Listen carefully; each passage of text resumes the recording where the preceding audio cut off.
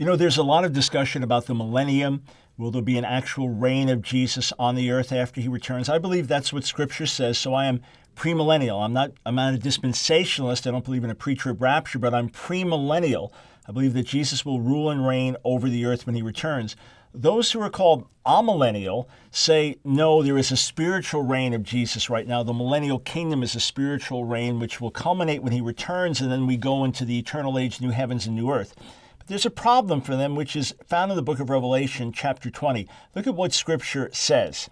Revelation chapter 20, when the 1,000 years are ended, Satan will be released from his prison and will come out to deceive the nations that are at the four corners of the earth, Gog and Magog, to gather them for battle. And it goes on with this final battle. You see, earlier in this very same chapter, it says that Satan will be bound, that he'll be cast into the abyss, and that he'll be sealed there. In other words, like you put a rock over it and seal it, so he cannot deceive the nations any longer. He cannot deceive the nations any longer until the 1,000 years are ended.